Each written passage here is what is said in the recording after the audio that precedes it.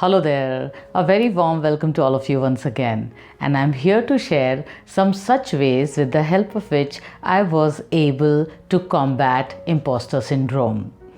Now, sometimes when I look back, I always have observed one thing about myself, that whenever I have put myself in any kind of a new situation, let's say a new situation or a new job, or maybe if I have achieved some kind of a success, I have always felt as if I'm not good enough for that, or I have felt insecure, or I have felt that I don't deserve this. So when I started reading up that why I feel such kind of things, though I succeed, but still I have this sense of inadequacy in me, what exactly is the reason because of which I go through all these feelings? So I came across something which was very interesting, and I got to know that this is called imposter syndrome.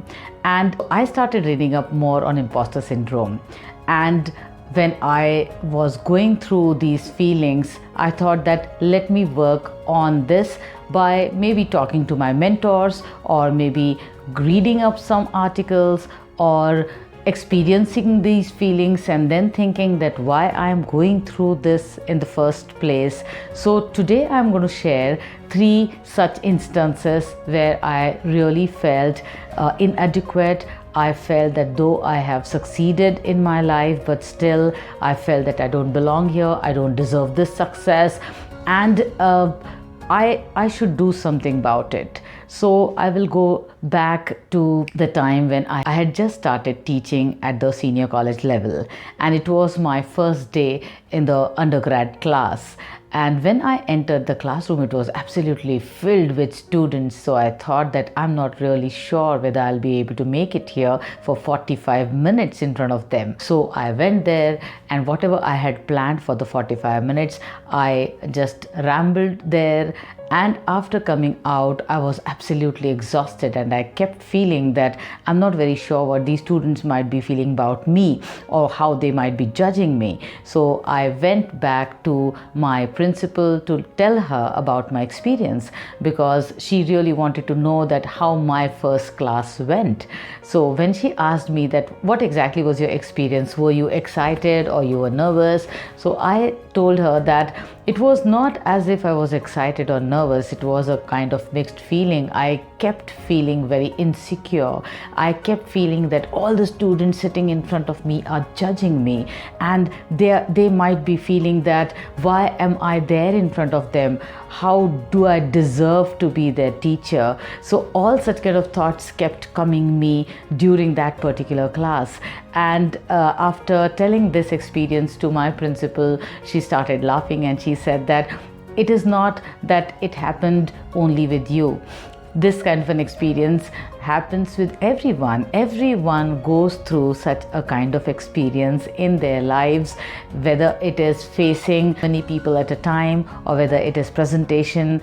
And she gave me a mantra which even today I use as and when I go in front of people and start my class, or maybe public speaking, or if I have to take any kind of sessions, I keep that mantra in my mind. So she said that, Muckta, first and foremost, keep this in mind, that nobody is interested in you, so nobody is going to judge you. You're not that important that people will take out their time to judge you, and that is why there is no need for you to think that people might be thinking about you, they might be judging you, or they might be scrutinizing you. So just prepare yourself and then go ahead and present. Don't worry about what others think. So once I understood this, that whenever I am going to go in front of people and I'm going to present myself there, there's no need for me to bother what others are thinking about me, because it has been observed that everyone thinks about themselves. They are more bothered about themselves, and you're not that important that people will create some kind of judgmental circles in their mind for you. So from that day, I literally felt liberated, and as and when I go in front of people, I don't take myself too seriously. I don't give myself too much importance by thinking that others might be scrutinizing me, thinking about me, or judging me. So this kind of an insecurity just went away from my life, and that is why today I am able to deal with any kind of an audience, and I'm able to understand that yes, I belong here, I deserve to be here, I am enough. And because I have prepared well for a particular session, I'm 100% sure about myself that I will give my best. So when I started having these feelings, slowly and steadily, I was able to combat my imposter syndrome, and I was also able to ditch it out from my thought process. The second time when I again came across this particular syndrome was when I had decided to take up admission for my PhD.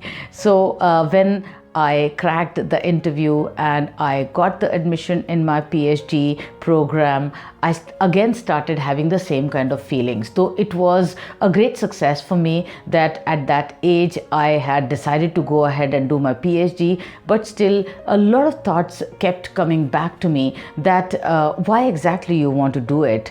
Why there is a need for you to go ahead and do your PhD? What do you want to prove? So there were hundreds of thoughts which kept coming back to me, and I kept asking myself all these questions. So while I was dealing with these thoughts and while I was trying to overcome my imposter syndrome, I had a word with my guide, and there again my guide gave me some golden nuggets which even today I remember, and I pass it on those nuggets to my students now who are doing PhD under me.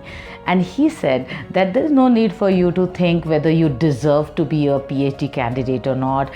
What exactly is the reason that you are doing your PhD? There's no need for you to think anything like this, because you have cleared your test and you have devoted yourself to do your PhD. That means you are capable enough to do it. So there is no need for you to think that you don't belong here. There's no need for you to think that why should you sit here in the classroom and learn certain things.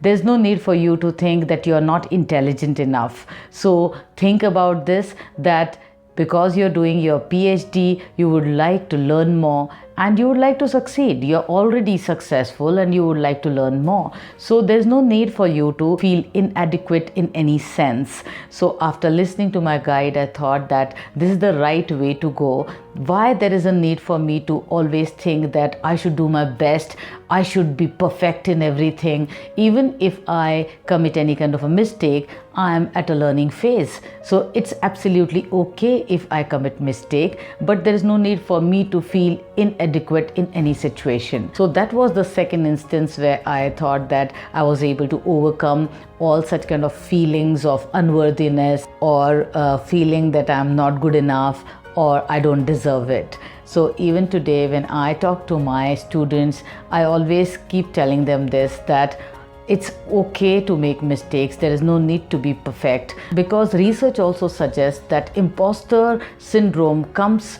to such people who chase perfectionism. So maybe there is some kind of a very close relationship between perfectionism and feeling inadequate. So there is no need for you to really go ahead and chase perfectionism. In fact, perfectionism is a killer of a lot of things. It will not let you do many things, because if you start doing something new, you will always feel that what if you fail? What if you are not able to do up to the mark? So no need to be perfect. Go ahead and do your best. Whatever the result is, feel absolutely okay with that.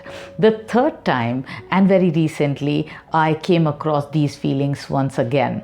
I had decided to start a YouTube channel long back, but then after going through many things, many different kinds of YouTube channels, I learned many things. I learned editing, I learned how to set up a camera, and then I decided to go ahead and start a YouTube channel. But again, the same kind of feelings started troubling me, and again I started feeling very inadequate to go in front of the camera. And I started thinking that already there are so many creators who are creating different kind of content every day, and there is a saturation point which has come where everyone is saying the same kind of thing. So what kind of value am I going to provide if I start a YouTube channel? So again, I stopped for a while, and then I kept thinking that whether I should really start a YouTube channel, because if I start, I will have to maintain that. If I start, I'll have to go ahead and keep coming out with one video per week. So there was a lot of pressure on me, and under that pressure I kept thinking that whether I'm capable enough to go ahead and talk about what I know best, whether I'll be really able to provide any kind of value to the people who will be taking out their time to listen to me. I reached out to my mentors. This time these mentors were younger to me, and I asked them that if I start a YouTube channel, people watch me, because there are already so many people who are talking about different kind of things which are related to your age group. So this time again, my mentors who were younger to me said that go ahead and make it happen. Go out and tell them that what you know, because if you are going to keep your knowledge to yourself, it is not going to help anyone. So even if people are going to say bad things about you, it's okay, but at least you go ahead and do. So this time also, after listening to my younger mentors, I was able to come over the feelings of inadequacy or feeling like an imposter, and I started my YouTube channel. So after going through these 3 to 4 instances in my life, I have come up with 4 very important things which are essential for all of us to keep in mind as and when we face such kind of feelings in our life, when we feel inadequate, when we feel we don't deserve much, when we feel unworthy, when we have self-doubt. So first and foremost is understand these signs. It's important for you to understand the signs of imposter syndrome, because when we get to know that around 70% of the people in this world someday might have experienced imposter syndrome, so you're also one of them. So if you understand the signs, you will be able to work on it. Secondly, understand that you're not alone.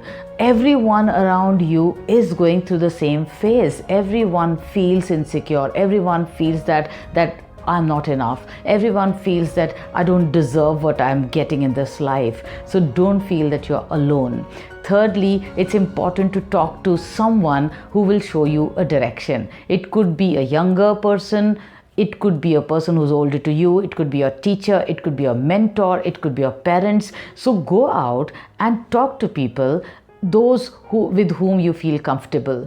If you are able to come out with your feelings in front of them, you will surely get some kind of direction, because they might have also gone through the same. So in my case also, every time my mentor, my guide, my younger mentors, they helped me to come out from this imposter syndrome. Fourth and very important is get away from perfectionism. There is no need for you to chase perfectionism at all, because nobody is perfect. So whenever you are going to produce anything or create anything, give your best shot.